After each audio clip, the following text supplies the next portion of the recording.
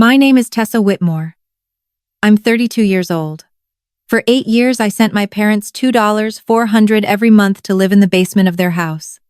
They told me that was the market rate. They said they needed help with the mortgage. I believed them because children tend to believe their parents.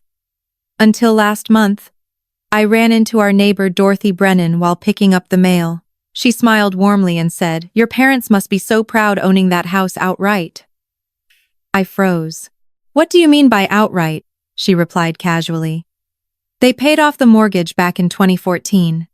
Your dad even threw a party for the whole neighborhood. That night I checked the public property records. The screen showed it clearly, mortgage satisfied the 12th of April 2014. 1 year before I started paying rent. I sat there numb. $2,400 times 96 months equals $230,400 for a debt that didn't even exist. And I knew then this wasn't just about being scammed out of money. It was a system. A setup. I hired a forensic accountant to dig deeper. And what he uncovered pointed directly to the person who helped my parents hide everything.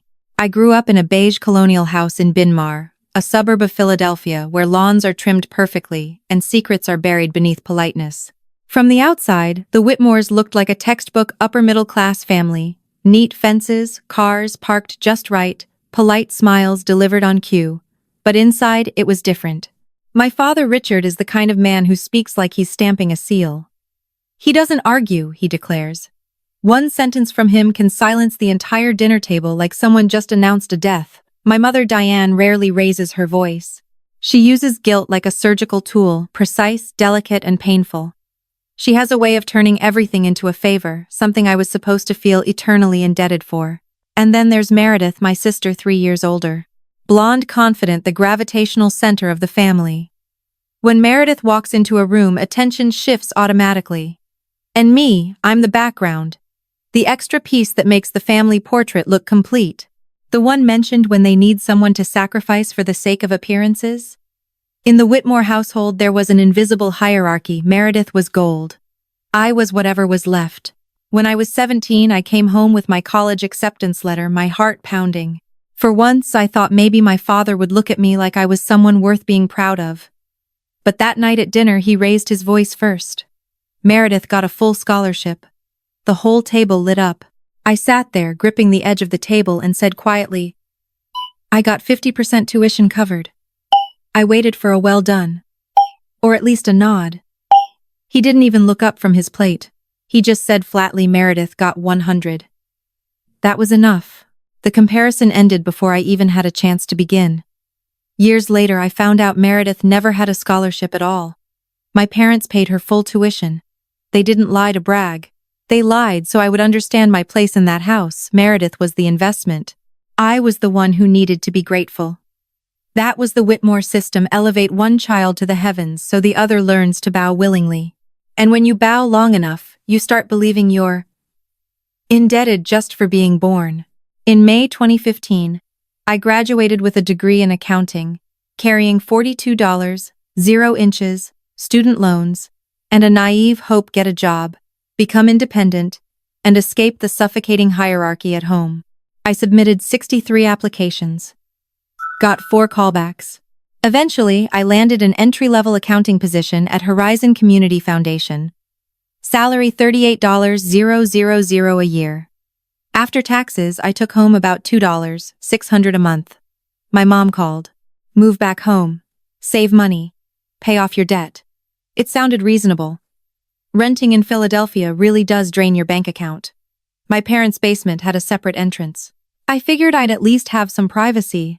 But the day I carried my boxes back in, my father placed a typed sheet of paper on the table. It looked like a real contract. $2,400 a month. I froze. "That's almost my entire paycheck," he replied coldly. "Then you'll learn how to manage it." And then the trap. The house still has a mortgage. Landlords out there won't cook for you or look after you. I knew I was being squeezed, but I signed anyway, because I had been taught that resistance was the same as ingratitude. I set up an auto transfer every month on the first $2,400. Memo rent. I told myself just 1 or 2 years. That was the first lie I told myself. During those years, my life blurred into a string of one month after another: work, pay, stay quiet. I started as an entry-level accountant, then senior accountant, then finance officer. My salary climbed from $38,000 to $72,000. I learned everything: audits, compliance, taxes, nonprofit law. I became good, really good, but the basement rent never went down. The one time I carefully suggested, "Could we maybe lower it a little?" my father smirked. "Inflation. You're lucky I haven't raised it." He said it like he was doing me a favor. Meanwhile, Meredith was soaring. She became a CPA, then went independent. She bought a condo in Center City, and my parents covered the down payment. My mother delivered the line like it was scripted. "Meredith works so hard. She deserves the support." I swallowed the bitterness. I was nearly 30 by then. I had already paid over $200, and I was still sleeping in a basement, with a window that looked directly at a drainage ditch. But deserving was always reserved for Meredith. The worst part wasn't the money. The worst part was that I had been trained not to question. Every time I wanted to push back, fear tightened around my throat. What if they hate me? What if they abandon me? And so I kept paying, kept quiet, kept calling it family. That month, I still had that lingering guilt reflex, even after moving out.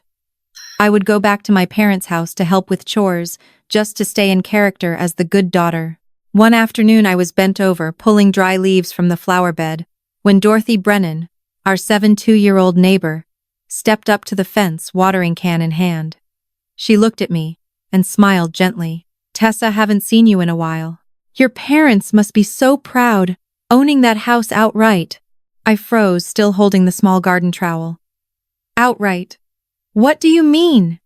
She said it the way someone comments on the weather. "They paid off the mortgage back in 2014.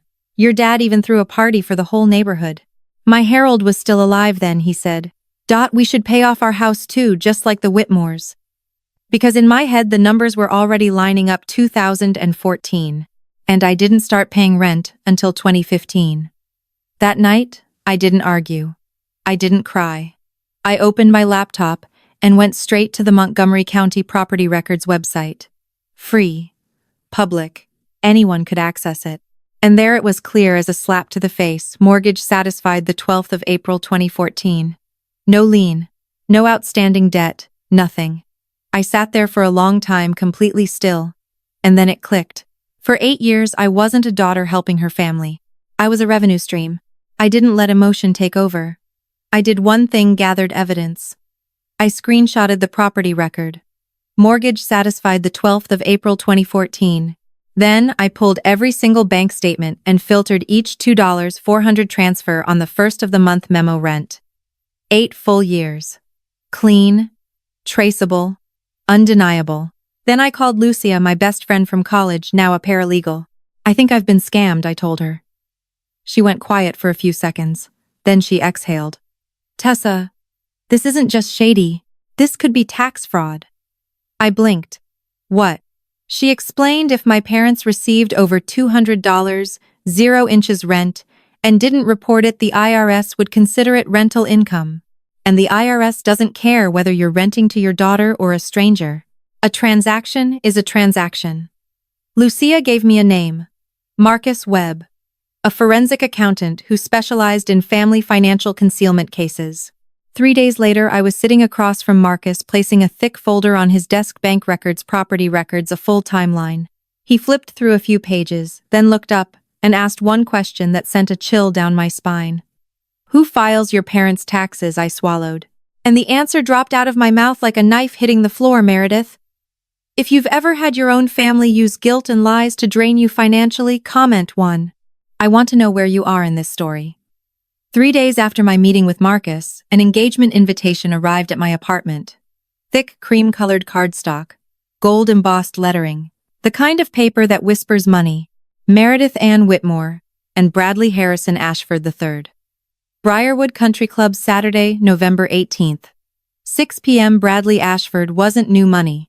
The Ashfords were old money. His father was an estate attorney handling wealth portfolios for Philadelphia's elite. This wasn't just an engagement party. It was a reputation stage. And my family intended to perform. My mother called that very night, her voice honey-sweet but laced with poison. "You got the invitation right, you have to come. The entire Ashford family will be there. We need to present a united family." "I'll be there," I said. My mother delivered one final line, smooth and calculated. "Oh, and your father and I would love for you to say a few words about Meredith. Something sisterly, inspirational. Make her sound like a role model. It'll reflect well on the family." I tightened my grip on the phone. They wanted me to stand in front of 120 people, smile, and personally polish the image of the woman who signed off on tax returns, hiding $230,400. Classic Whitmore cast the victim as a supporting character in the thief's performance. I didn't argue. I simply said, "Of course. I'll prepare something." The moment I hung up, I called Lucia. "You need to be at that party." She paused.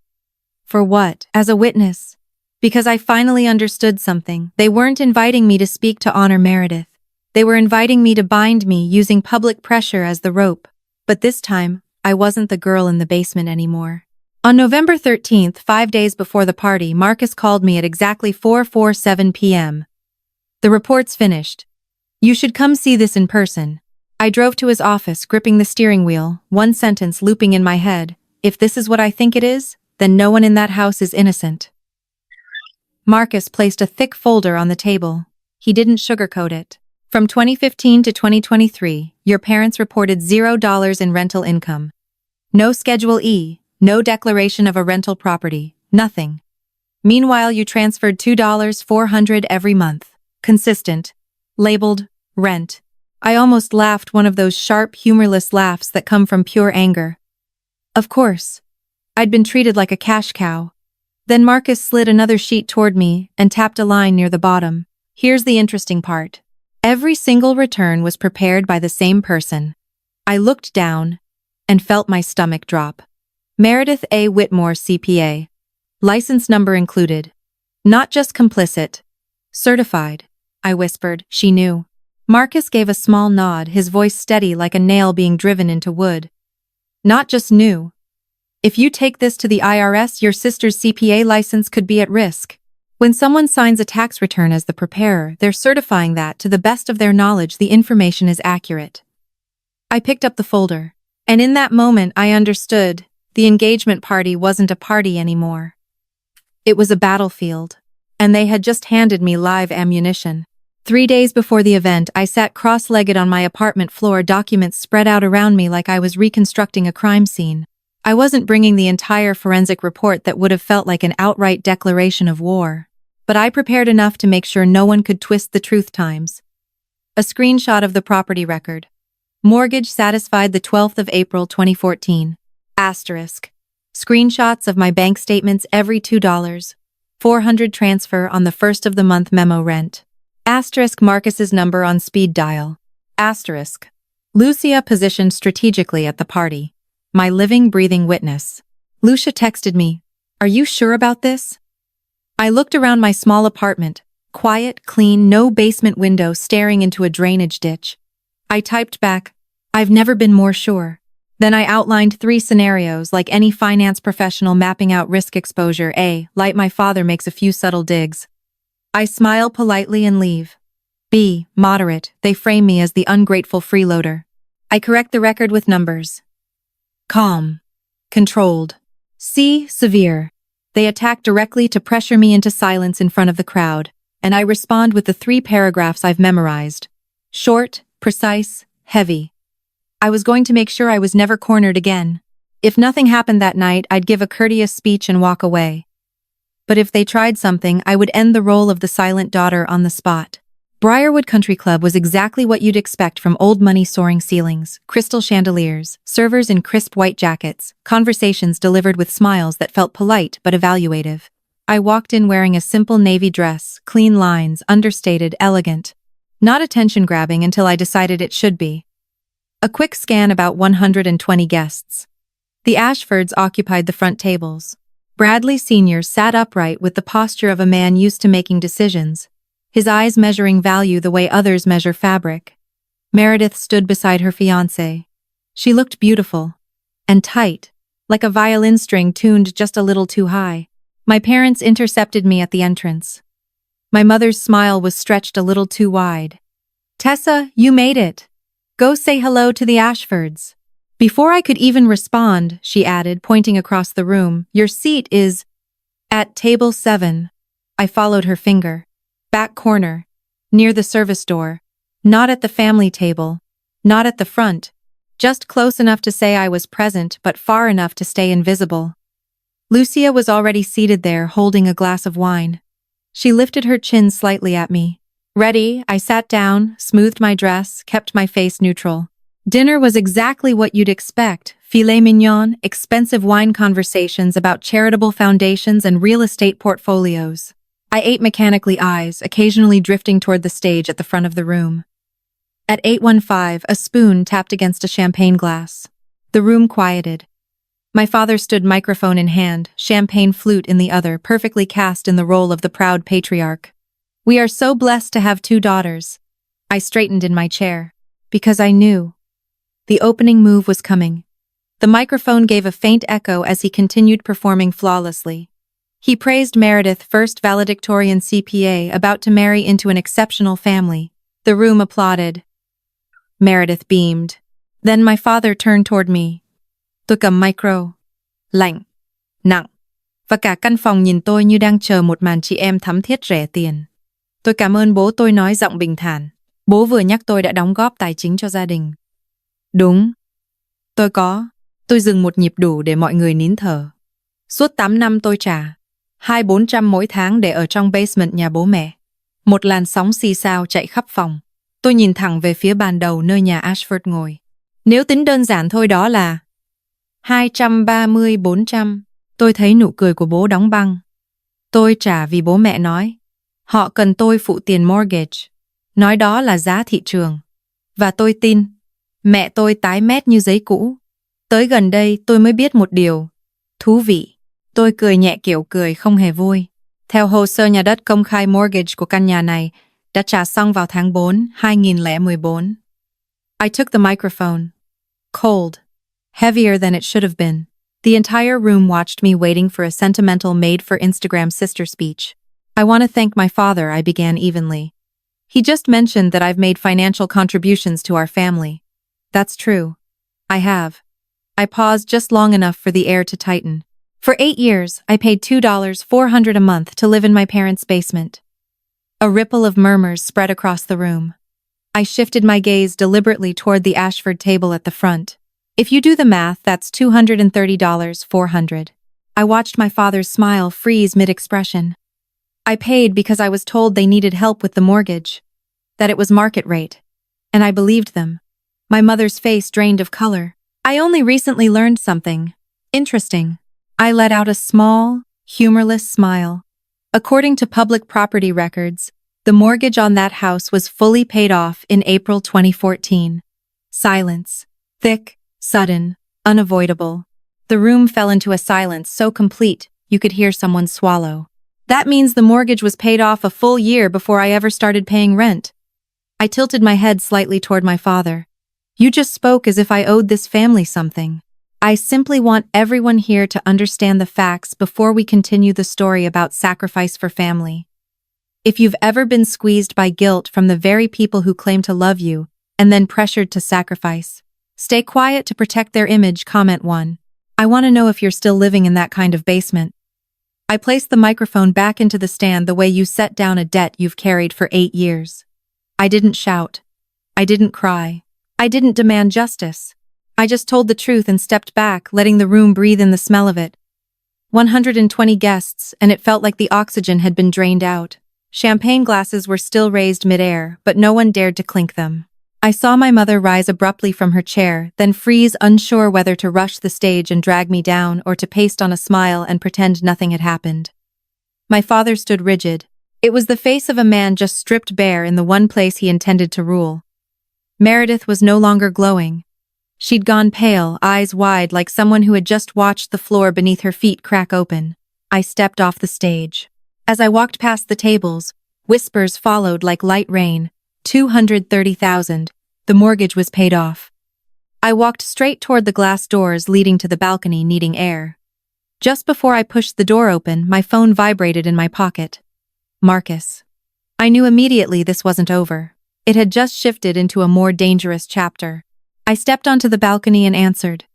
Marcus's voice was steady, controlled, colder than before.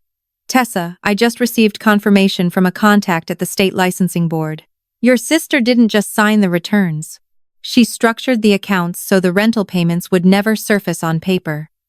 My grip tightened around the stone railing. So this wasn't passive awareness. Meredith wasn't someone who knew and stayed quiet. She was the architect. I opened my email. Marcus had sent a forwarded memo, not a smoking gun yet, but enough to outline the strategy: layered personal transfers, internal reclassification, deliberate omission of Schedule E filings. If this surfaced publicly, Meredith's CPA license wouldn't just be questioned. It would be dissected.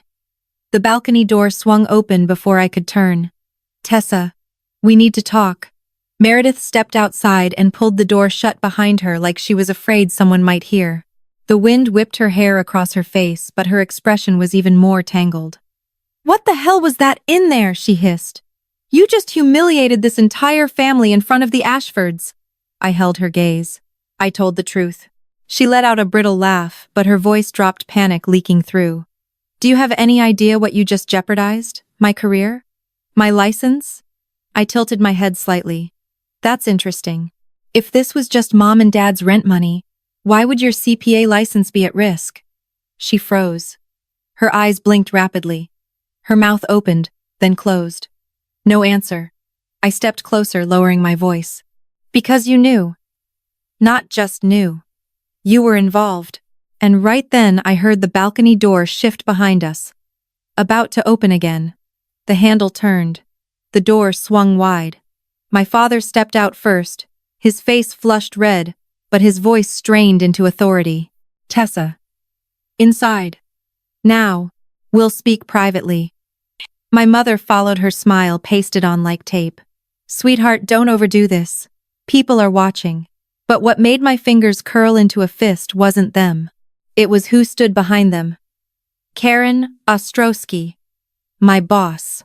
She remained at the threshold of the balcony door, composed, sharp-eyed, the expression of someone who had heard enough to understand this was no longer family drama. My father noticed her and faltered for half a second before adjusting his tone. Karen, this is a family matter. Karen didn't move back. She looked directly at me.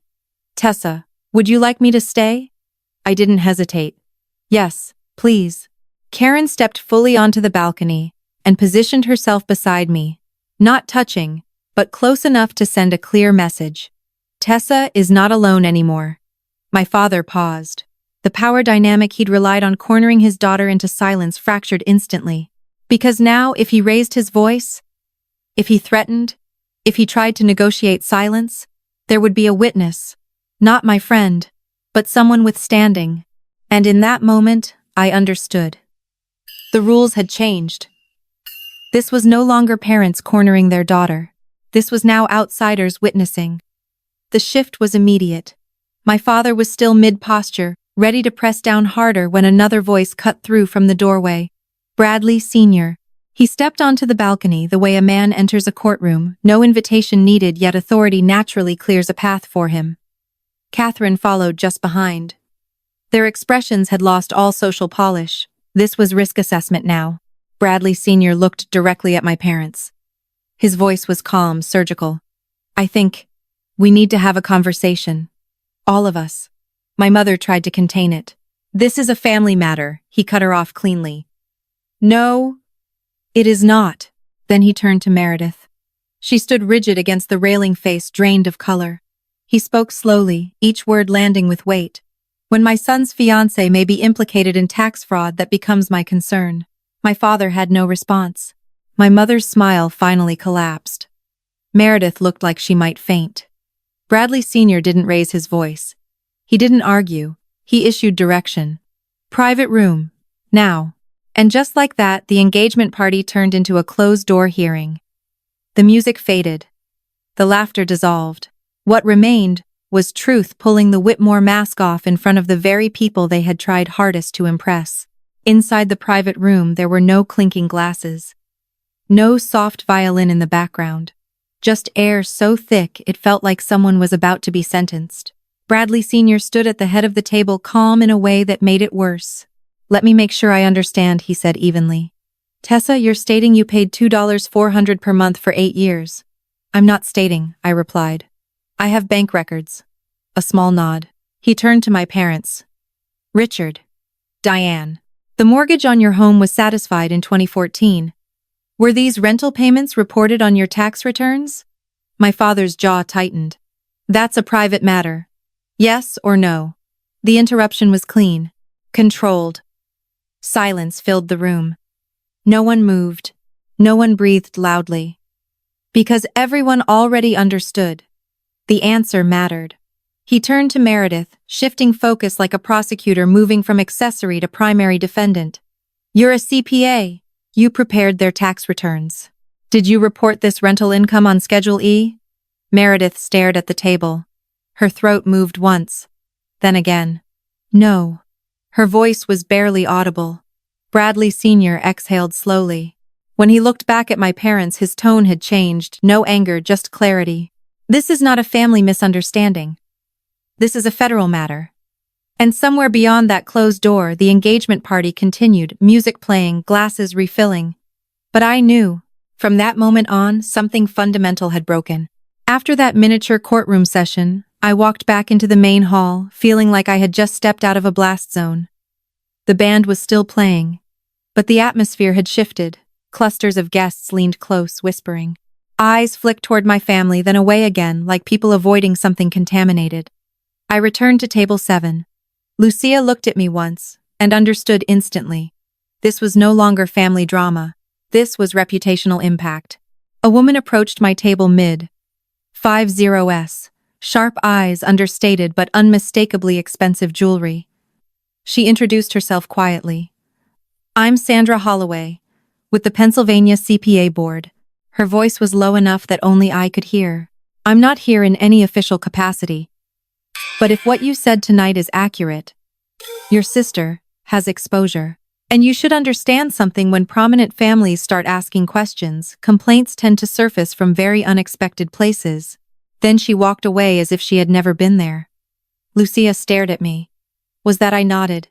Yeah. It started. Across the room, my parents stood alone. No one approached them. The Ashford table was empty. The glossy backdrop they had worked so hard to construct was collapsing in real time. And I realized something important. I didn't need to do anything else. Once truth drops in public, society does the excavation for you. 3 days after the party at 9:47 a.m., I received a call from an unfamiliar Pennsylvania number.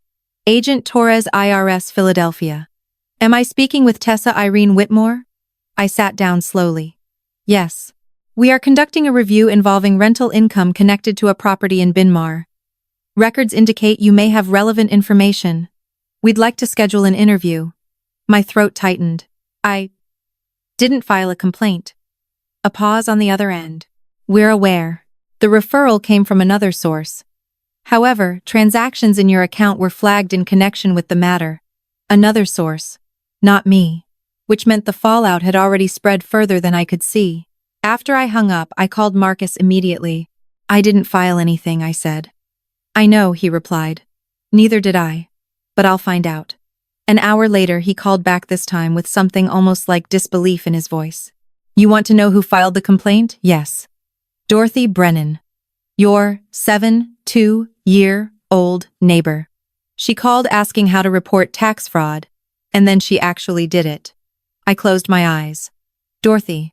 Watering can. Gentle smile. Turns out quiet people notice everything. By January, word filtered back to me through Lucia: the IRS had opened a full audit covering the entire 8-year period. My parents had hired a tax attorney, the kind that bills by the hour in numbers that hurt. The longer it dragged on, the more it bled. Lucia lowered her voice when she told me the preliminary estimate. IRS is calculating roughly $45, 0 inches back taxes, penalties, and interest. That's just federal. State isn't included yet. I didn't feel triumphant. I felt procedural. Truth goes somewhere. And when it does, the invoice follows. Then Lucia delivered the real blow. The CPA board sent Meredith an inquiry letter. It's not public yet, but her file has been opened. That's the phrase accountants fear most. A file opened. Meredith wasn't just embarrassed. She was staring down the kind of disciplinary mark that lingers: one notation, one formal action, and major firms, high net worth clients, and corporate boards start keeping their distance. Not out of emotion, out of risk management. And the wedding, I asked. Lucia gave a small shrug. Postponed indefinitely. The Ashfords are reassessing. We sat in a cafe while she updated me piece by piece like she was reading a financial report about a company in decline. Strangely, I didn't feel victorious. Lucia studied me. How do you feel? I took a long time before answering. I'm not happy. But I'm not sad either. I just feel lighter. The lightness wasn't about Meredith being investigated. It wasn't about my parents being audited. It was about something else entirely. For the first time in my life, I wasn't performing the role of the good daughter just to be loved. I realized something sitting there with my coffee cooling in my hands. For 8 years, I hadn't been paying rent. I'd been paying silence. I'd been paying for the illusion of belonging in a family that functioned more like an exchange system. They gave me conditional acceptance, and I gave them money and swallowed humiliation. Now that system was broken, and the most important part. It no longer depended on whether I stayed quiet. I looked out through the cafe window and let out a long breath. I don't have to pay another $1 to qualify as someone's daughter, I said softly. I just have to live honestly, with myself. My mother's email arrived Tuesday night. The subject line sounded pleading, but it carried the weight of guilt. Tessa, I don't understand why you would do this to us. Your father can't sleep. The lawyers are expensive. Meredith's wedding is falling apart. We gave you everything. If you have any decency left, call the IRS and tell them you were mistaken. We can go back to how things were. We can be a family again. I read my mother's email 3 times. And one thing became painfully clear. They weren't apologizing for the lie. They were asking me to stop the consequences. I typed, deleted, typed again. Then I sent it. Mom, I wasn't the one who filed the report. I also don't have the authority to call off the IRS. And even if I did, I wouldn't. For 8 years you said you needed money for the mortgage. That was a lie. When I found out, you offered me $50,000 to stay quiet. That isn't family. From now on, all communication goes through an attorney. I hit send. Then I blocked her email. The silence that followed wasn't empty. It was clean. One evening in early March, I opened my inbox and saw an unfamiliar address, Brennan 1952, at Subject A, note from your neighbor. I clicked.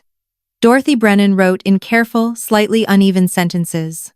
She mentioned she'd asked Lucia for help sending the email because technology isn't my friend. Then she explained why she called the IRS. She had lived next door for 30 years. She watched me grow up, watched me mow the lawn, watched me carry groceries, watched me go in and out of that basement year after year. And she watched my parents treat me like a tenant while calling it family. She wrote, when I learned they were taking your money for a mortgage that didn't exist, my conscience wouldn't let me stay quiet. Silence is complicity. At the end of the email, she added, you're a good child. You always have been. If you'd ever like to come by for tea, my door is open. I make a very good lemon cake. I cried after reading that. Not from pain, but because for the first time in my life, someone had truly seen me. The following Tuesday morning, Karen called me into her office. I assumed it was a routine meeting until she pointed to the chair in front of her desk. Close the door. I sat down, pulse tightening slightly. Karen studied me for a few seconds before speaking plainly. The board met last week. We've made a decision regarding the director of finance position. I kept my expression steady, the way finance professionals are trained to do, but inside everything was moving. She slid a document across the desk. An offer letter. You have strong technical skills, she said. But that's not why I chose you. I chose you because of your integrity. She held my gaze. At Briarwood, you could have screamed. You could have created chaos. Instead, you stated facts, stayed composed, and walked away with dignity. A finance leader without a spine is useless. I glanced at the salary figure, 32% increase. I didn't feel triumphant. I felt something deeper. Like self-respect had finally been compensated. I signed. And when I stepped out of her office, it felt like leaving the basement all over again. Except this time, I wasn't just leaving a house. I was leaving behind a definition of family that had confined me my entire life. No audience. No applause. Just the quiet certainty that from now on I live by my rules.